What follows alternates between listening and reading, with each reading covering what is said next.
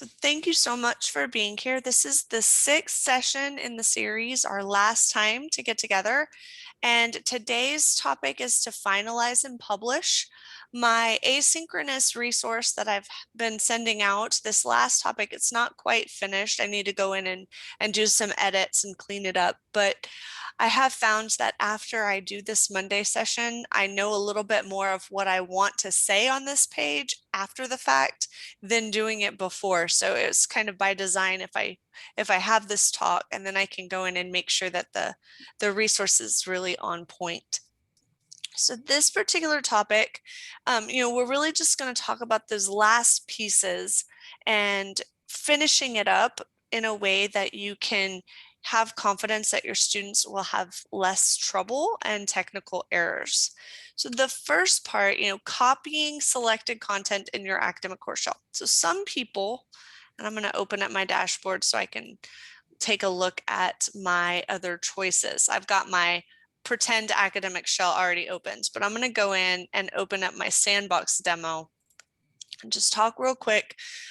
In the second week, I covered the copy process for those people who wanted to do it first. So there's 2 ways you can go about it. You can right from the get-go, copy over the stuff that you want to edit and clean up and have everything where it's going to go. Or if you're planning ahead and maybe you're taking the session now, but not teaching until fall, you'd have a sandbox space and you'd be working there and then needing to copy that later. So that process, it's the same, either or, it works the same, but there's lots of various ways to copy in Canvas. There's the ways where you're in the place that is finished, like the part I've built week 1 module, for example, it's finished, it's ready to go. And I want to push it out to another space into my, say, academic course shell that's waiting with my students. I can do that by clicking the 3 dots on the right and saying copy to. And copy to will give me a drop-down list of all my courses, and it's typically as long as all the courses you're registered in. So I have quite a long selection because I have system administrative access. So I see courses that aren't even mine. So bear with me on what that would look like. It's only going to have your list. So you can also start typing. So let's just say my School of Nursing and Health Professions academic shell is the one that I wanted to be copied to. I could start typing it and it's smart and it pulls it up so I can get straight to it. Well, when I click this and then I click the copy button, it will take this whole module and it will send it over to that course. So that's one way, and that's really, really friendly. Whatever is inside of the module will also go with it. Then the second way is to go over into your academic shell and import stuff from the location you had been building. So that's the opposite. There's ways to push it out, and then there's ways to pull it in. And that pulling it in process is going to be in your settings. So when you come over to settings and it loads, I'm going to zoom out to get my options here. When you're zoomed in, those are at the bottom of the page. So they're down here, and that's just the responsiveness of the web browser. It's by design. So over here, you'll see an import course content option. Click that button, and then there's going to be a drop down, and we're going to choose to copy a Canvas course.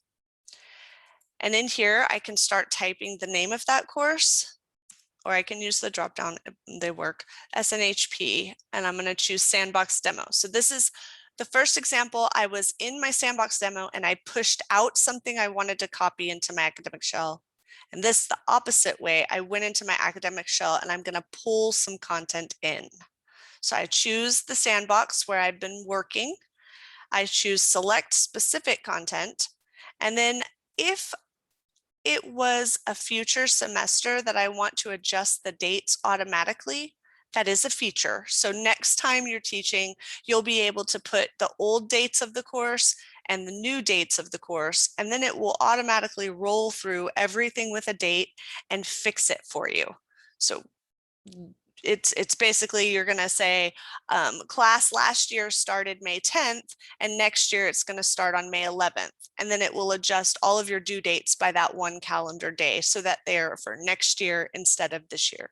So one calendar day, but actually one calendar year.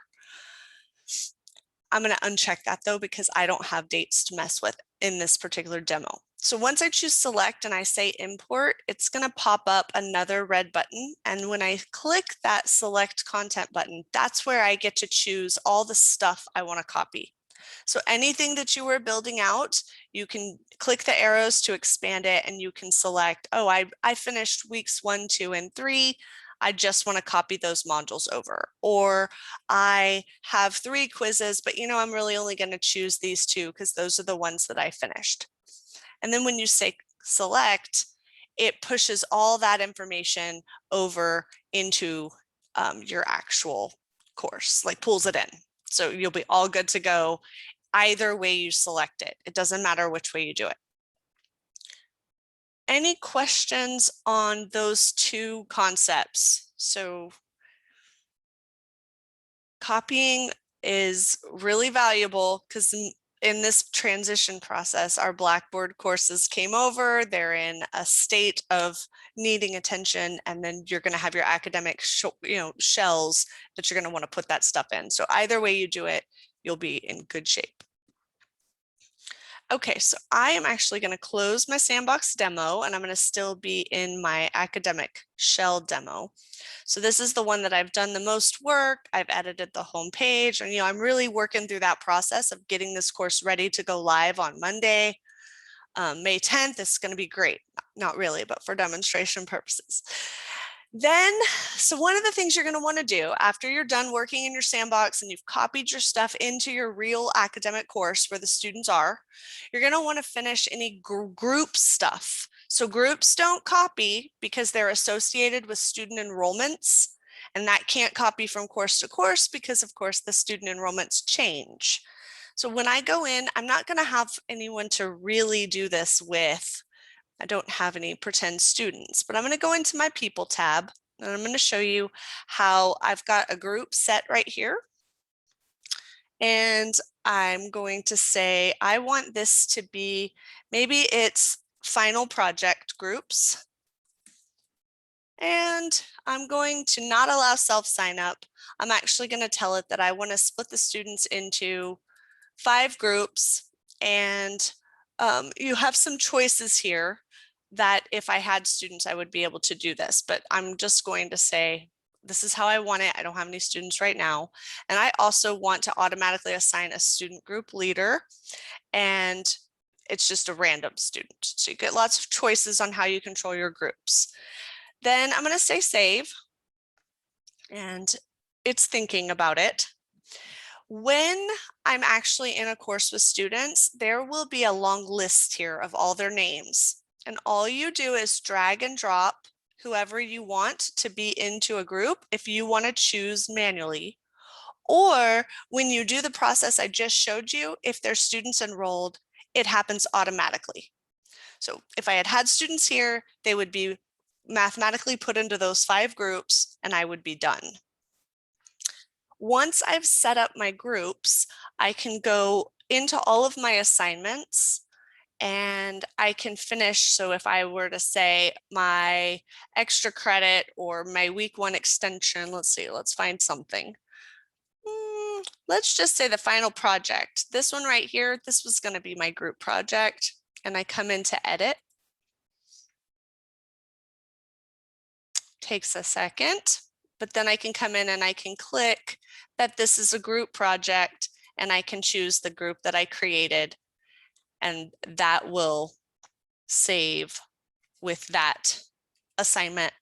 Always best to do that last when you're working in your academic space with your students so that anything you want to have happen automatically, it's just going to handle it for you. Any questions about groups or creating groups? So just a word of warning, if you create a group project before you have assigned students to the groups, Canvas will not prevent them from doing it individually. So you need to assign students to a group and then assign the assignment, or it will let them do it by themselves. And you'll get, say you've got 20 students in your class, you will get 20 students turning in 20 things, because even though you've said it was a group assignment, you didn't put them in a group first, so it let them do it by themselves. Okay, in Blackboard, if you created a group and said self-enrollment and put it with the assignment, Blackboard would say, hey, go get in a group first and then do the assignment. Canvas does not do that. It lets them do it alone.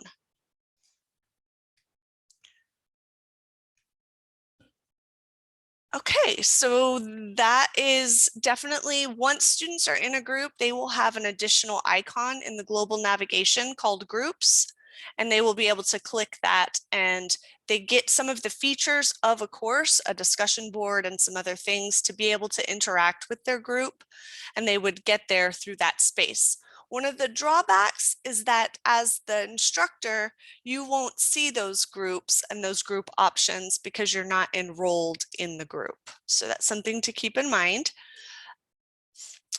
The student view is the next button that's really going to be of value when you're finalizing your course. So once you've set everything up, even if you haven't gotten to every single detail, you've got the structure, you basically have all of your assignments, you've got your modules, they're built. Maybe you still have a few things to finalize, but you definitely want to use the student view button to go through and take a look at what your students are going to see. So you can see how it changes the appearance of everything I'm looking at, and I get to really click through. I can do all of the assignments as the test student. The performance that I do testing it will be recorded into the gradebook. So then when I leave the student view, I can actually go and make sure things are functioning properly before my students ever arrive. When I'm done with that testing, let's say I want to reset the student because I want to do it again, that reset student button wipes all that data and lets me do the whole process as many times as I need to. So I'm going to leave the student view, and you'll see that now when I go to grades, I will actually have the test student as an option. So a lot of opportunity here to see that things are working. There's also going to be a really useful tool in settings, and it's called Validate Links and Content. And it's this last link over here on the right-hand side. And if you click it, you're going to see this information is already here because I came in before class started and I clicked the link validation button and I let it run. It can sometimes take a little bit of time, and I didn't want us sitting and watching the screen trying to load for a good 3 or 4 minutes. So I came in, I did it before you got here, and this is what popped up. This is telling me where all my broken links are, and specifically what is going on. Couple of things to keep in mind is this first checkbox. It says show links to unpublished content. If you uncheck it, any unpublished stuff will go away from the list. And so if you have a lot of items in your course that you have left unpublished on purpose, they're not broken, but Canvas is letting you know anyway. You uncheck this box and it will take it off the list to let you just focus on what's actually broken. So I don't have any unpublished items at this time, so it's not making a difference for me. These 11 broken links, you're basically going to be able to right click and open in a new tab. And you'll be able to go to the area that it's indicating you've got stuff broken. And it's just really a nice heads up as you copy your course and move through the years. Internet content expires, it gets old, it's got broken links, somebody updates their website, they change a URL, your links are going to be broken. So it's really going to catch a lot of those little mistakes for you. And then you can go back and fix them. It's also going to let you know documents that there was a link and now the document is no longer in my file structure. If I deleted it for whatever reason, it's outdated or accidentally, it's telling me that that document is no longer reachable. And then I'd be able to go and fix that as well. One thing it does show is external links are unreachable. If you've got an app, say Vital Source, if you use Vital Source textbooks, that requires students to log into Vital Source. Canvas can't talk to make sure the link works. So it can kick back an error that's not actually broken. It's just letting you know that there's a firewall and it's unable to reach those because Canvas is not a student who's logged in. So take it with a grain of salt, because anytime you've got someplace you're sending them that requires a second login, it's going to think it's broken because the system can't verify, but it's not necessarily broken. Any questions on the link validation? So it can look a little foreign and it takes a little getting used to, but being as familiar as you probably are with your course, it's probably not as difficult as when I'm looking at a stranger's course, is like what's going on, how to find these things. But really just going through and having built the course, it makes a lot more sense when you see the list. Okay, so previewing each page to ensure it's ready to go, making sure that you check, we'll go through and we'll say, the first thing I want to make sure you recognize and check is all of your access, managing your access, making sure that your folders are published or scheduled at the right dates and time. Those are very easy to miss, to just miss or have the wrong day. Making sure that you've got all your folders and individual items set the way you want. So right here, uploaded media, I have that it's only available to the students with a link. I just want to make sure that all of this is what I'm really looking to do before it goes live. Super important in the file structure. The next level up would be assignments. So anything for a grade, I also want to check like, okay, so my papers for plagiarism, I have it turned off. Want to make sure that I really intended that, because if it's unpublished, students can't get to it. They can't see it at all. It's like it doesn't exist to them. If I did want to have dates, due dates, open and close dates, all of that needs to be set up. And then the next one would be the modules. You can have individual things turned off, or you can have the whole module unpublished. So that's important. Or you can make sure that you've come to edit and you can control the unlock date and time in that settings. Once you've done this and you've verified everything's exactly how you want it, then on your home page, the last part, very last thing you want to do is make sure you click the publish button. So this button right here takes a moment for it to think. And now this course is going to be pulling from my settings. It's published. And in my term, I want to do course dates. And now May 10th at 12 a.m., my course is going to start. I'm going to say restrict students from viewing before the start date. And so May 10th at 12 a.m., it's published, I've updated, and that's exactly how my course is going to be available to anyone who's enrolled in the people area, which your students are going to come in straight from Banner. You don't have to worry about giving them enrollment. And that is it. I like for this last session to be pretty short and sweet, and then we can kind of talk about any other questions that you've kind of had lingering and are looking to get some feedback about. Melissa, can you add, and maybe you've gone through this already, but it's been a lot of information. But can you add someone as a, like an observer to the course? I mean, what are the different roles and how would you do that? Okay, so in your people area, if it's not someone who's a student coming through Banner and it's not an instructor or TA that's on the record, so someone who's getting credit for teaching this, it's going to need to go through Banner. Everybody else, you'll just be able to come over and click plus people with an email address, It has to be through human resources. So, anybody who's already in the system is not a problem. Their UIW email will work. Anybody else, there's an affiliate form. So you'd need to fill that out. It goes through HR. So closed captioners or other vendors that we work with, they have to go through HR to get an account. And then you basically would put the email that HR gives them, and then you come down and you change the role. So we have quite a few roles. Students, you're never really going to need to use because your students are going to go through Banner. Teacher, if you have somebody you're unofficially wanting to co-teach with, you could certainly give them that role.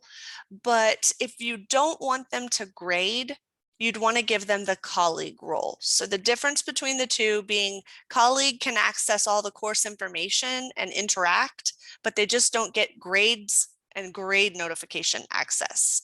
So that's really helpful because, say, for example, PT, they all get enrolled in each other's courses. You have 12 instructors, they're all in a course, but one person's teaching it, but everybody else is there just to kind of follow, or maybe, they've got groups of students for different teacher advisors. Those other advisors do not want to know when all of these grades are needing to be graded. So they just get the colleague role and they get to see what's going on without that overwhelming flow of grade notifications. The TA is going to be exactly what it is. They've got almost as much power as the teacher. They help you grade and they really do a lot in the course. A designer is very similar to the colleague, but with maybe even a little less. So a designer is basically somebody who's helping you build the course. And then these two affiliate roles, so our closed captioners who get in here to help students who need accommodations, they get the view only. It helps them when they're transcribing to see the content before they come to class. So they need to look but not touch.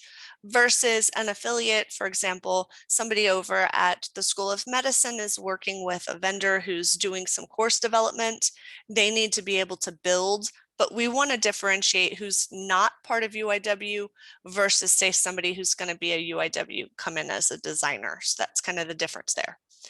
And then this last one is an observer, and that's going to be used for everybody else, including advisors. You have a process that you can enroll an advisor as an observer and pair them with a student. So if you have, for example, somebody you're just concerned about and you want to make sure that the advisor can see the activity for just their students, you can make that pairing process. And there's documentation for all of this. Don't feel like you have to memorize it at all.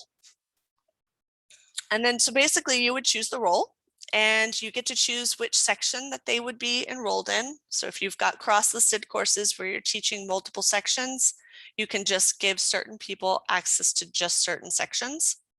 And then you also can restrict them to only interact with the section they're assigned to. So there's a lot of variable that you get to control. And then you'd click next. It would give you a confirmation pop-up because next is verifying them in the system. And then you say, yes, that's correct. It'll have the list of people you chose. And then they all show up right here, and you do have the ability to search and then look at the different views. So you could see just who your affiliates were versus just who your students are. So that's a great question. What else is on your mind? But I'll say no semicolons, only commas. Only commas, that's correct. Yeah. Which is the opposite of Outlook. So if you do a lot of mass communication, I've got Outlook, Excel rules that are combining people with a semicolon versus Canvas. If I'm going to do a bunch of people, it's with a comma. Yes. If we have spring courses that we need to have brought over, who do we need to let know that? So I did send out confirmation last week that IT worked with Blackboard to get all spring 2021 courses moved automatically. So you don't have to do anything. They'll be at the end of the semester. No, June or July is when you'll see your Blackboard copy come in. And then of course, sometime in the fall is when the academic shells from the registrar are populated. So same process we're going through right now for summer, but fall Blackboard is already there from 2020, and then spring 2021 is up next. Okay, so they'll come over. They're not there yet because I looked for them and they're not in there. Correct. Not yet. That'll happen. So Yes. it's really and so if we have a course that we taught a year ago or 2 years ago, and we don't want to lose the content of it, but not necessarily, we don't really care about the course itself. What are your suggestions? So you can just fill out the form and it'll be an export request outside of what's already listed. So definitely not, we've archived everything. You'll be able to get it. Just ask and you shall receive. Okay. Awesome. So if we just wake up one day and go, you know, I'm pretty sure that was on the course that I taught like 2 years ago, and it's next fall, you guys have spat somewhere. Yes. Okay. Yes. All exported. Well, that's good to know. Yes. It's all archived. Okay. Awesome. Thank you. Absolutely. And I'm going to just copy this URL. I'll paste it in the chat just for everybody. Great. It's really the go-to hub for all the communication on all this stuff.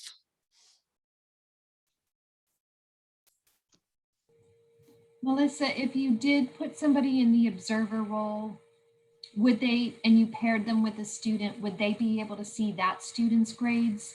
Yes, I do believe that that is the concept. I've never actually had anyone do it. So when somebody decides, if you want to get with me and we can kind of take a look at it and maybe test it out, what actually happens. But the best thing to do, you can read the documentation on it. So, you know, Canvas thankfully is really good about documenting everything. I'm just going to pull it up to see what they have to say. So I'm going to come into here and I'm probably going to click the observer parent role, and then I can see, okay, grades. And then it will tell me all of this. How do I view grades page for a student as an observer? And they should have, you know, screenshots and tell you exactly how to get there and what they would be looking at. So as far as I know, as long as they're paired up with the right person, then definitely can come in and see all of their details. It's pretty powerful. Just be careful. You obviously don't want to give grade information out to the wrong person.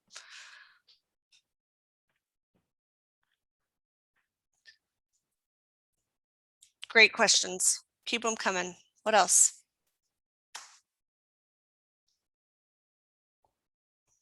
Anything you want to know?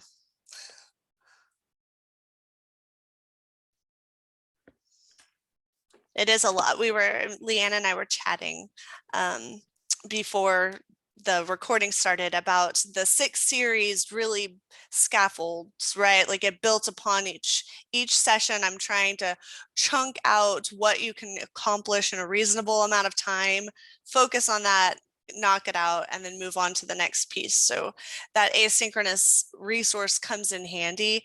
I know that watching an hour-long video as a refresher is probably not the most convenient method. I am working on putting together something a little bit more on the fly, but there is so many resources on the guides. Really anything you want to know, if you come into the Canvas guide and click the instructor resources, everything is there. And then they also have such a great video guide that you can come in. They've chunked out the answer to every little thing you might want to know and made a 1 to 3 minute video to show it to you. So it's really going to be super useful for, you know, just those right just in time moments. And then of course, I always try to remind everybody help is available 24/7. So the Canvas support line, you can contact them. And it's interesting that they took away the 24/7, but that really is 24/7. I'm not making that up. If you're working at 10 o'clock at night, you can call. They will give you step-by-step instructions for what you're trying to accomplish. Melissa, for the quizzes, is there a lockdown browser option like Respondus? Yes. So when you go to settings and you go to the navigation tab, this third tab to the right, all of your options are going to be listed here that have already been installed, and Lockdown Browser is one of them. So I have some fantastic information I can send out in the follow-up in an email to this that sort of breaks it down and connects you with all the resources. We just had a whole conversation in my meeting before this one talking about how important it is if you use Respondus that if you use the lockdown browser and monitoring software, students really need a wired internet connection. It's not like ExamSoft where you download the exam and then take it. It's in real time online and they need to have good internet.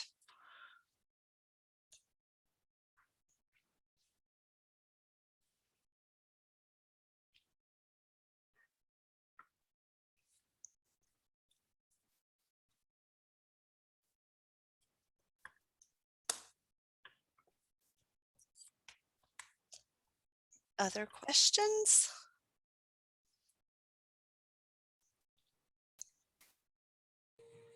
So when you publish it, you can, I'm trying to think about what is the difference from Blackboard. In Blackboard, we go in and we make the course available, but we could tell the date that we want it to come open and then we don't have to touch it again. Is that right? Correct. So in the settings, your participation dates, they're either going to pull, they're in the course details, they're either going to pull from the term, which is going to be the official UIW terms, and being part of health professions, that's never going to be correct.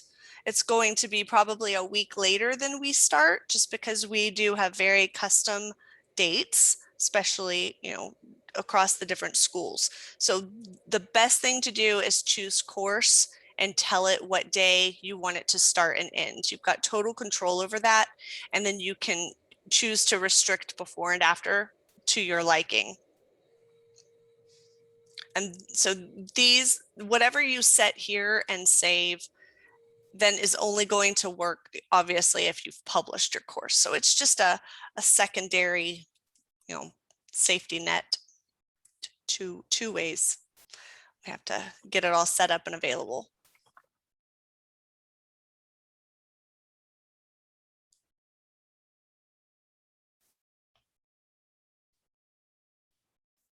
No, these are great questions. I know it's a lot to learn. I understand. I've been there.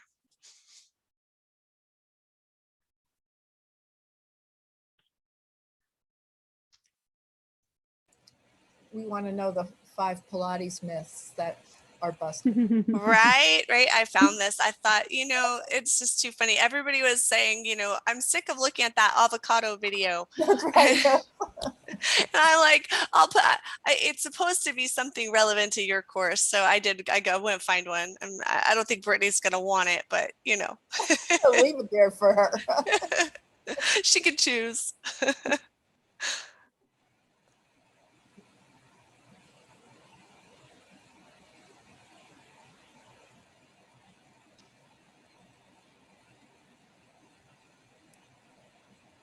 Okay, well, I don't want you guys to feel like you have to stay the whole hour. If you feel like your questions are answered, please, take back your time. I'm sure you have many, many things to do, but otherwise I will stay and I'll just answer any questions that you have.